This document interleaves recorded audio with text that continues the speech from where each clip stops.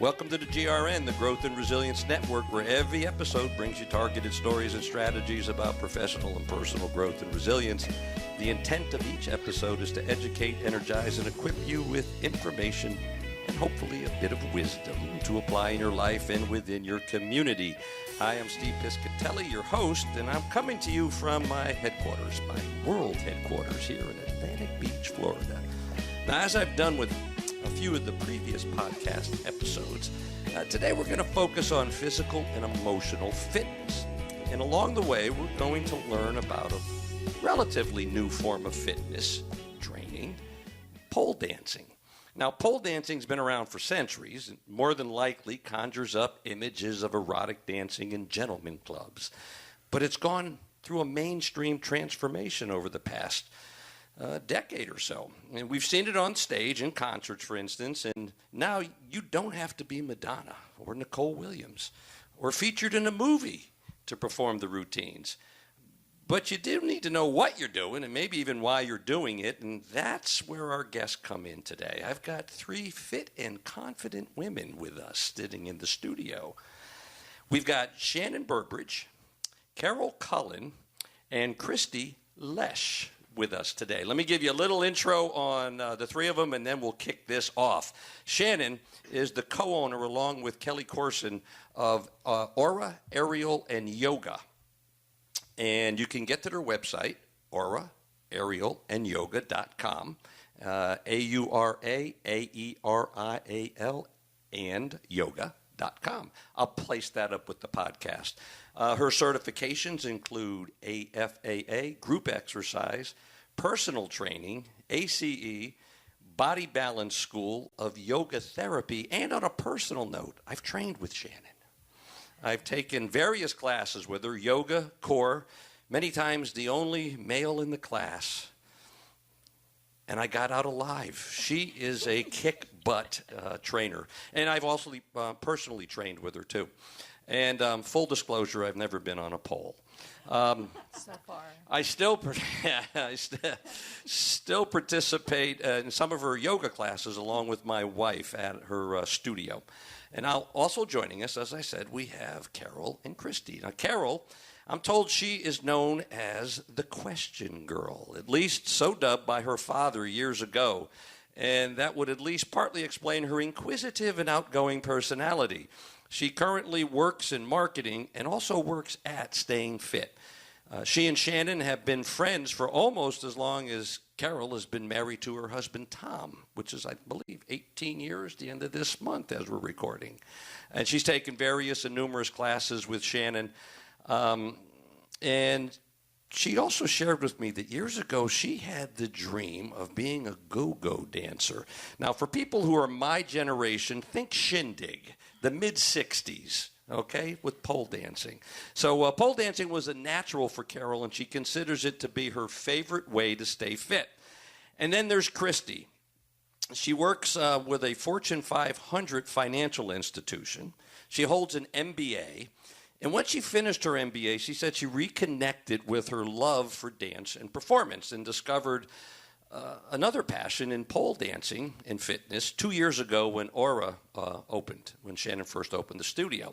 And that's where she and Shannon and Carol met. She's performed in several studio showcases, fundraisers, and most recently won first place in her division in a pole dance competition. I'm sure she'll be bragging about that in a little bit. Congratulations. And she has completed, I hope I got this right, Aura instructor training. And she is planning as a goal to be a teacher one day. A quote, and we'll finish up these introductions with a quote from Christy. She says, in addition to all this fun, the icing on the cake has been the friendships I have made at the studio. Amazing women. We truly are a family who support each other, lift each other up. It's a beautiful thing, end quote. So, it is a beautiful thing that you are with me, and also Roxy the Wonder Dog. She's somewhere roaming around the studio here. And our photographer is just leaving. Thank you very much. We appreciate that. So, Shannon, Carol, Christy, welcome. Glad you're with us. Thank you. Can't wait. So let's start and just jump in. along the way. Tell us a little bit about your journey, your respective journeys in pole dancing. Why pole dancing? And educate us about pole dancing. Shannon, we'll start with you since you're the guru in the room. Oh, dear. Okay. So my journey into pole started probably in my early 40s. And at that time, I was the perfect example of a soccer mom gym rat. So I was walking around in sweats and a messy ponytail, and I hit a point that I was really tired of looking like that and ready to connect with being feminine again. And at that time, I was driving down 3rd Street in Jacksonville Beach and saw a sign for a pole dance fitness studio, and it intrigued me. And I walked in the door and touched that pole, and my life has been completely different since then. Now, we're going to come back to that at some point. If I don't remember, I want to know what was it. You say you touched the pole. We want to come back to that. Christy. Okay, well, my journey started 2 years ago, and I had reached a point in my life where I had done pretty much everything I had set my sights on career-wise. I had always been very career-focused. And I realized I was just bored and there was something missing. And I've always been into fitness, but I went and did typical, workouts, which is great. But I really missed, in high school I used to perform a lot. I did some dance in high school, and I found that I was missing that from my life. My passion was missing. And one day I was just sort of searching around on the internet, and I saw Aura pop up, and I thought, and I saw, I kind of looked into pole a little bit and saw these dancers, these beautiful women just dancing that looked so graceful, so strong. And I said, that's what I want to try. So I went in and I tried a pole teaser, and just like Shannon, touched the pole and never looked back.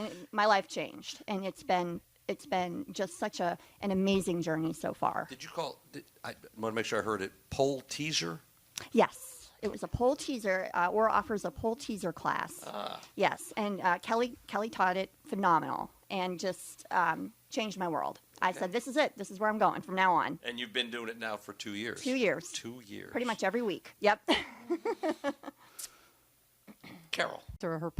So my journey started when Shannon, who was my instructor at a local gym for, I don't know, however many years, and Shannon was sharing her pole fitness or her pole dancing episodes in some of her classes. She would talk to us in between doing a move, maybe in yoga or after class. I would hear her mentioning it. And then she invited a group of us, I believe it was instructors. I was doing some part-time Pilates instructing, and Shannon invited a group of us instructors to come to, it wasn't an open house. She created a class for us to come with the studio she mentioned earlier, which was VIP Studios. And I was intrigued, and I was a little not sure because, as you mentioned in the beginning, pole dancing has this stigma, and I was like, well, I wanted to check it out, though. So I went to this class with Shannon, and like Shannon and Christy mentioned, my journey shifted. I loved the class. I was just so excited at the strength, the ability, just the way when you do pole dancing, there's this feminine energy, which I would agree with Shannon. Of course, that's being a woman. Men do pole fitness too. But you feel this sensuality, and yet you feel this athleticism and the strength. And I was like, wow, maybe I don't have to do Pilates and weightlifting and running. Maybe I could do pole fitness and get the whole thing and the dance part, like Christy mentioned. I've had dance lessons as a child, and I've always had dancing and performing somehow in my life. So all of this comes together in pole. So it all comes together. That is my experience. So my journey began when I took the class with Shannon at this pole studio. So I thank Shannon for introducing me to pole dancing. And that was 6 years ago when I was the young age of 49 and a half years old. And now I'm 55, so I've been doing it for almost 6 years. Wow. Were you able, and are you still able, to see a change in your body Yes. and in your outlook and in your confidence? What does it hit? I mean, you talked about this magic. What is the magic of the pole? What is it? I think Carol explained it perfectly. Is this perfect storm of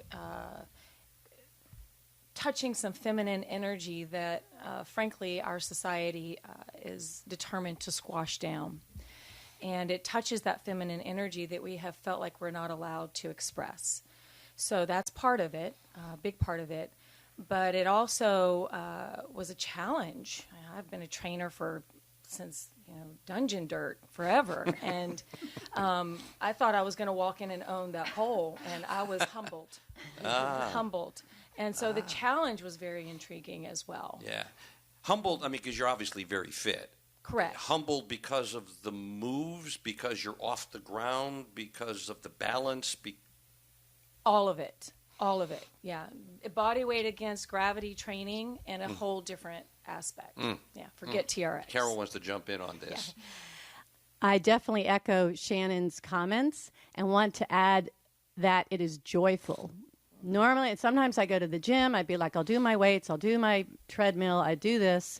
And now I'm on the pole, and now I'm playing like I was a child, climbing on the pole, doing flips and tricks, and I feel like I'm on the playground. And then you add in what Christy said, we're with our friends. We have this beautiful, amazing group at ARA, which I think is very unique. I don't know that every studio in the world has what we have. But then you're in there like playing with your friends and supporting each other and cheering each other for learning a new trick. So there's the playfulness, of course, on top of all of that. Yeah, now, Christy, back to you, because you had mentioned the magic also. Anything to add, or pretty much what has been said? Well, I full-heartedly agree with what Shannon and Carol both said. I think for me, the challenge of it all, and I still remember the day I first climbed to the top of the pole.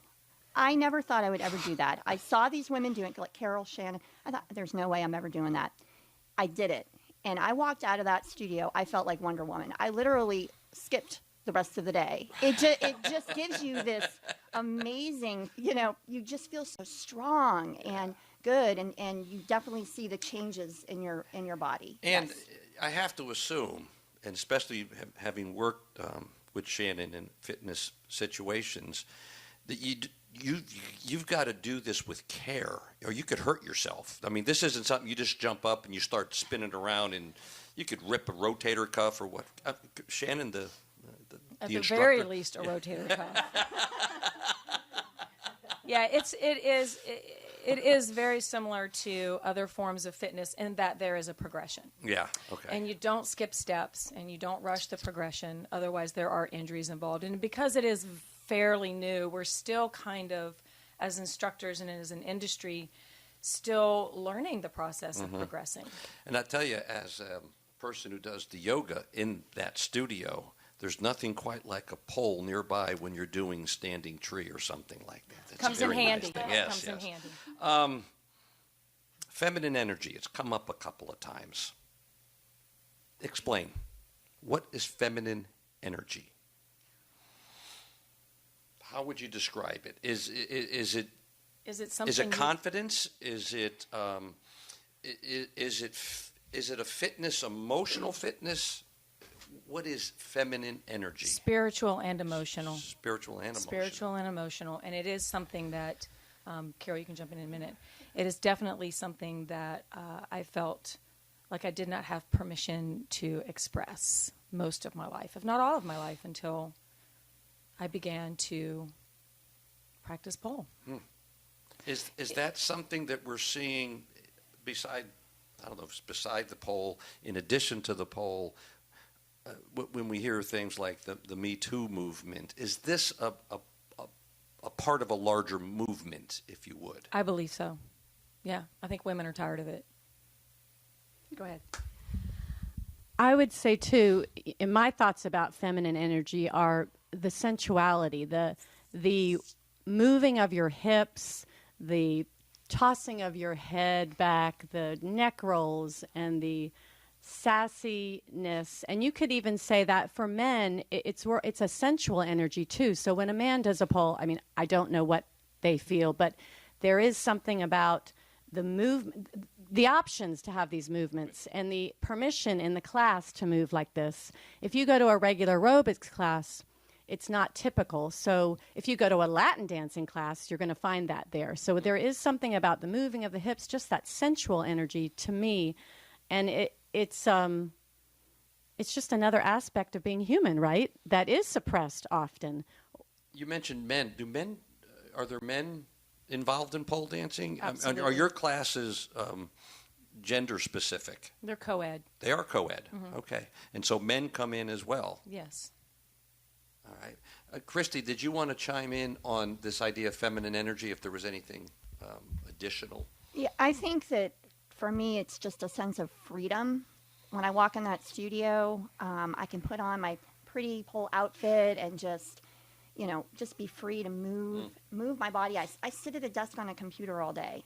So this is my time to just be free and move. And I feel very, very empowered, strong. It's just an energy. It's hard to describe. It really is. Yeah. But you feel it inside. Yes. I want to go to an elephant in the room. I think Carol mentioned it. Somebody mentioned it already. That, and I did allude to it in my opening, that there are stereotypes when people hear of pole dancing. And the stereotypes could be striptease, it's tawdry, it's demeaning.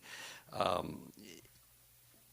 want you to talk to that, and maybe even why, from your perspective, do you think that is? Is it a puritanical history that we're living? Is there just this concern that, geez, women should not be doing this in public? I mean, what is it? I mean, educate me. I'm the male in the room here. Help me out. Why is there this elephant in the room when it comes to pole dance? It's an uphill battle. It's an uphill battle every day. Explaining to people, number one, that what we do in the studio is not demeaning. It's empowering. And also explaining to people that we, in absolutely no way, shape, or form, pass judgment on anybody that works in the sex industry at all. That's their choice, and how they make a living is their choice. In our studio, we don't promote the demeaning of women or men. It's an empowering atmosphere. Why it has this stigma attached, I mean, that's years in the making. Years in the making. I can't tell you exactly, other than people are just not comfortable with sexuality. And it could come down to that. Right. Society has created that. Yeah. Yeah. I would say also that strip clubs are what most people know of when they think of pole dancing, including me. When I saw the studio, when Shannon invited me to the one class, I just wasn't, all I could have in my mind was pole dancing equals someone in a strip club. So, but I'm intelligent, and I was like, well, I know it's a new fitness trend, so I was open to it. But if you're not open to it and you can't get past this idea of pole dancing equals strippers, then you're stuck. In fact, at our studio, we actually have a few women that have communicated, have let us know that their parent, they don't even tell their parents that they're pole dancing in a studio. And I know one person wouldn't tell her husband, is my understanding. And thank goodness my family's not like that. I tell my family, however, I am cautious with work. I mean, it's not something I typically would share with someone. Now, if I was a volleyball player, beach volleyball in my bathing suit on the beach, I'd probably talk about that. But I'm practically in my bathing suit in the studio, and I typically won't share that because it opens... One's acceptable, I have air quotes here. And one, there's the stigma. Yes. Yeah. And yeah. How do you how do you educate for that? Do you do anything like go into schools? Would schools even have you in to talk about it? No. How about college level? I've tried. Actually, you and I had a conversation about that, and I did reach out, and it went nowhere. It went nowhere. They're not interested. As a matter of fact, sometimes I will try to promote another small business in the area and tag them along with the studio, and they reach out to me and say, please don't tag us along with your studio. Really? Yeah. Yeah. We got some work to do, don't we? We got some work to do. Yeah. And in spite of that, however, UNF, a college, does host an annual competition, poll competition. Okay, so there is something local here. There is something local, and the group is trying to get the pole fitness to the Olympics, and that's a specific group really? here. Yes. So while the colleges may not be open in this moment to college classes, is that what you're referring? Right. Yeah, things are happening here in Jacksonville. Carol was referring to the University of North Florida here in Jacksonville. So you've done competition, or was it demonstrations at that university? I mean, Not you, but there is a poll group. It's a poll organization, and the name I can't recall in this moment, but they actually have a series of competitions similar to what Christy and I just competed in. We were in a different organization. Christy, I want you to brag on yourself here. Okay. You got first place. Tell us a little bit about what was it you did? Did you craft your own choreography? Oh, I had a lot of help. I am not a choreographer by any means. I had help from Shannon, as well as Dawn, who is another instructor at the studio. Spent months and months and months choreographing How this long was routine. it? Did you have it? Would you call it a routine? I mean, Yes, it was okay. a little over 3 minutes. Yep, a little over 3 minute routine. Has to be original. I'm assuming your own moves. Yes. Okay. Yes. And you picked the music. I picked the music. And what I did was I actually prepared it for the December studio showcase. So the students perform, and that was kind of breaking the ice for me. So Smart move. Yes, performed there, Yeah. and it went really well and gave me that added confidence. And then I had, the support of Dawn and Shannon and the rest of the studio saying, you can do this. And that really helps. It really helps when you have others who believe in you, like they do at the studio. Yeah. So, yes. That's that support group that you mentioned. Yes, And, that is key. yeah, It really is. Very much so. Yeah, with the Growth and Resilience Network, the idea of resilience, springing back, coming back from adversity, bouncing back. Would you connect pole dancing, yoga, fitness, CrossFit, feeling feminine again? Connect all that to resilience, the concept of how does it help one react to, respond to adversity? Back to confidence. It's back to confidence. That's right? your ground zero. It sounds really like. is. It's the confidence. I mean, you can't bounce back if you don't feel like you can do it. And it's the confidence to do that. I tell people all the time, when you try this, you will not walk down the grocery store aisle the same way ever again. It will change the way you carry yourself. It's from the inside out. So it's confidence. So, life will knock you down if you don't have the confidence to get yourself right back up. You're in trouble. Mm-hmm. It's the confidence. Just the confidence Yeah. level. Yeah. I'm seeing heads nodding around the table that we're in agreement. It's that. Okay. So you have people listening today to the podcast. What would be the takeaway? I mean, you've talked about confidence, and is there something? There's somebody listening and saying, I'd love to do this. And, Carol, before I go there, you said something that reminded me of something that happened in one of my college classrooms when I was teaching that almost made me cry one day. And it was this young woman. I was teaching a class, it was a student success class. This particular one met like early afternoon. And she was obviously rushing in on her lunch hour to take this class, get back. She had children. And she shared with the class one day that her husband had said to the kids that mommy loved school more than she loved them.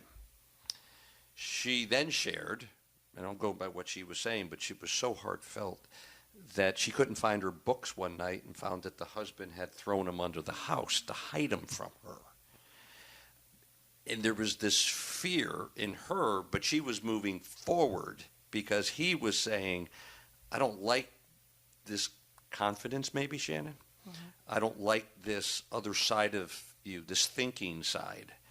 And I just never forget it. And I had a few other women in my classes in the years saying the same thing. One who, she missed a class, came back like next week and shared that she had attempted suicide because daddy doesn't, think mommy loves us anymore.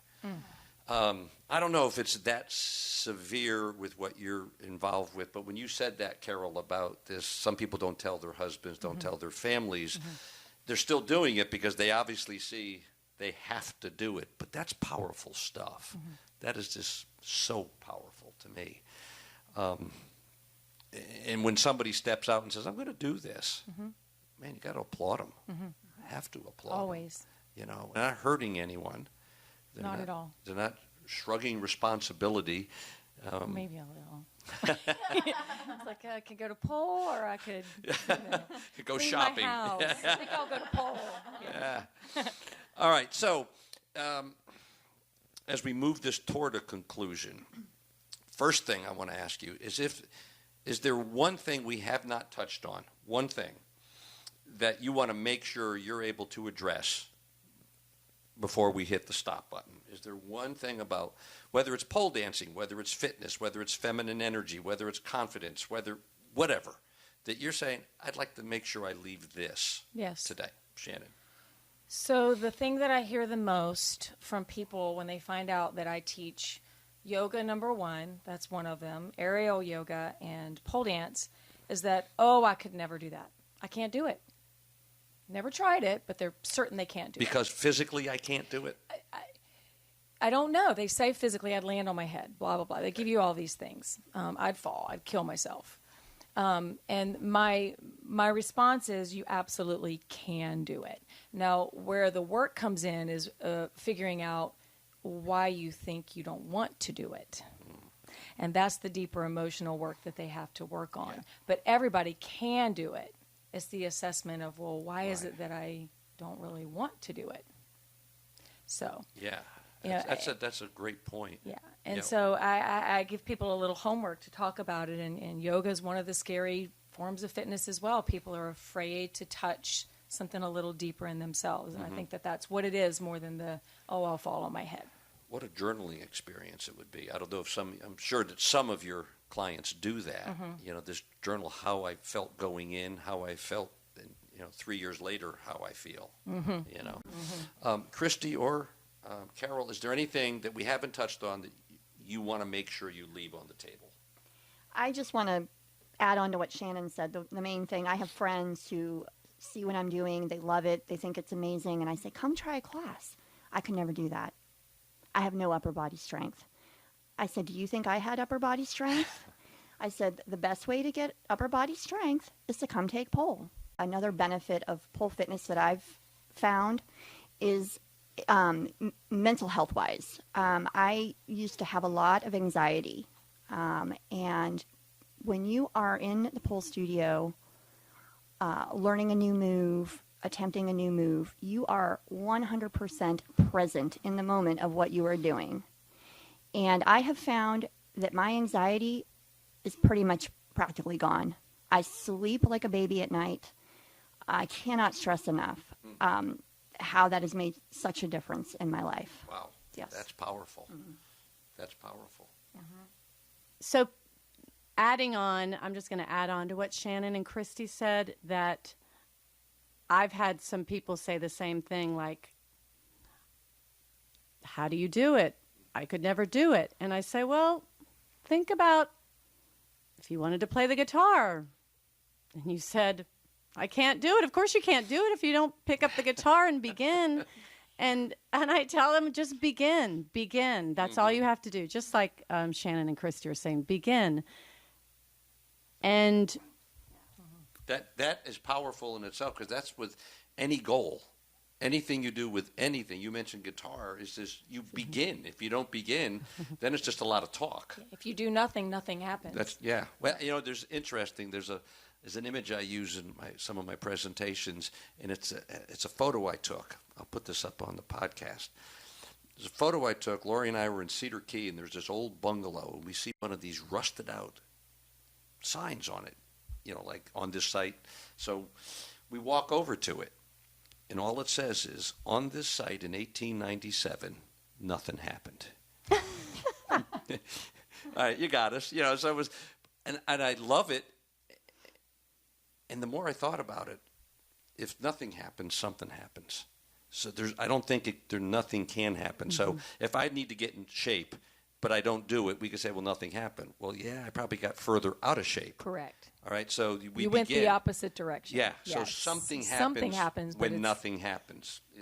I think that's powerful in itself. Yeah. Go on. I wanted to add something, too, just to say that for people who don't know anything about pole dancing in a studio, there are actually names to all of the moves that we do, and it's very interesting. And what we are able to do is when you do the move, you name it, and there are beginning moves, level 2, level 3, level 4, and then you can put the moves together. So it's not just another fitness class. It's not just a dance class. It's this combination of we've talked about it during our discussion here, but a lot of people don't understand that we're actually putting things together. So there's this creative side, there's the sensual side, and come see us at Aura Studio. It's holistic, it sounds to me. This is a holistic workout. Correct. Right. Correct. So all of the stages of well-being, I mean, we know the stages of well-being are touched, all of them. Yeah, and you mentioned spiritual already. Yes, absolutely. Yeah. All right, last thing. I'm going to throw a little something in here. A few questions. This simple. This gets a little deeper into who you are. Just very simply, the first question, we'll start with Shannon. Either the last or the current book that you've read or are reading. Hillbilly Elegies. Say again? Hillbilly Elegies. Okay. Christy, last or current? The last book I read was The Stranger Beside Me.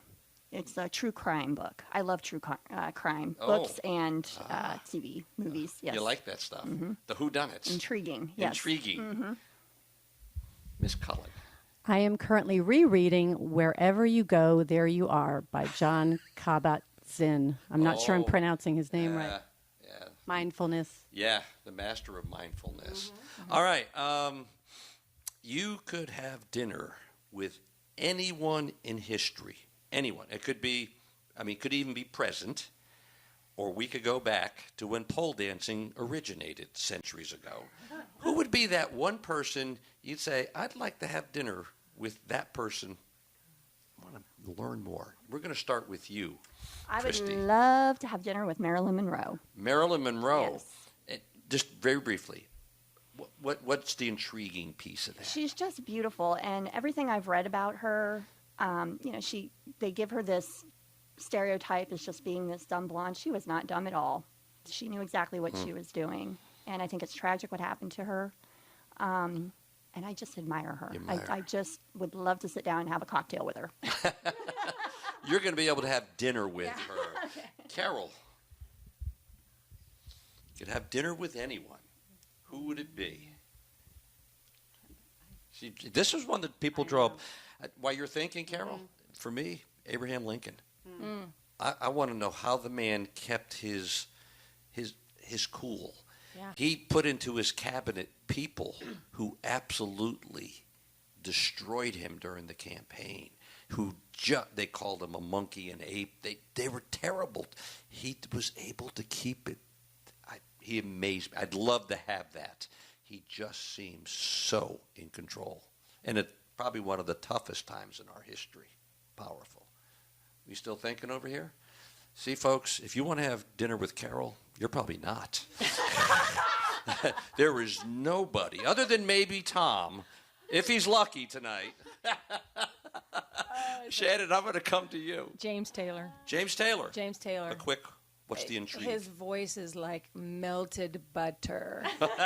I dig him. I dig his history, his story. I dig his voice. I dig his music. And he's a Carolina boy. So I'm a Carolina girl. So, okay. So there's James a little Taylor. of that. Okay. We're going to go to the last question then. I walk into the local coffee shop, and up on the board there's lattes and mochas and whatever else.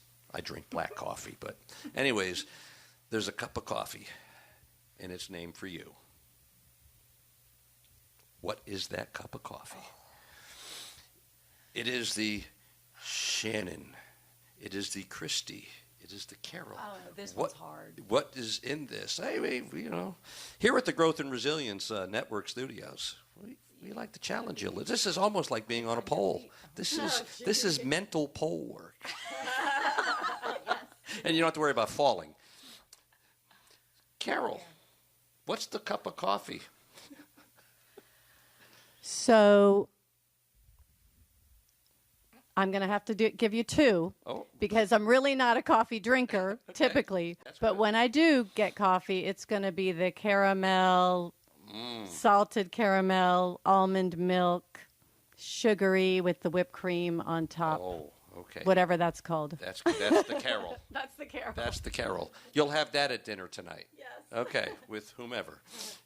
Christy. Well, I love coffee. Mine would just be a dark roast coffee, whole milk, and a little cinnamon. What would you call it? The what? Oh, the Christy. You ought to see her looking at Christy's Shannon now, like the Christy. What else? Christy's creation.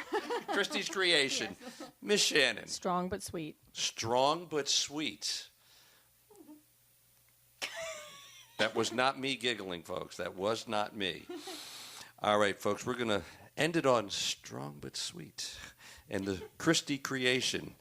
And Carol's caramel with whipped cream. And And I think Carol said she now knows who she's having dinner with tonight. So, Carol, who are you having dinner with tonight? So I kept thinking who it would be, and Rosa Parks just keeps coming into my mind. Wow. I just keep thinking, wow, I really want to know her story because there's some rumors, and we know her story in general, but I feel like that would be a person I would really like to understand and get to know and understand her journey.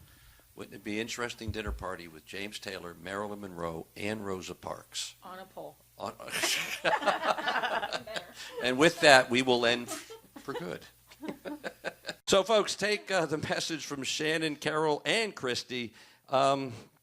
Think about this. This is more than just, we talk more than just physical fitness. This is emotional fitness they were talking about. This is confidence. This is carrying oneself. This is stretching oneself. Not just physically, again, but stretching our bounds and our limits. And remember what we're talking about. If nothing happens, something probably does happen. So thank you, ladies, for being here. Really appreciate this. Without you folks, the listeners, there's no Growth and Resilience Network. I thank you for sharing our podcast with family, friends, colleagues, community leaders. Visit my website, stevepiscitelli.com, for more information. And don't forget Shannon's website, aura, aerial, and yoga.com. And let's see. Oh, if you visit my website, you'll also find past conversations and some upcoming ones that are scheduled.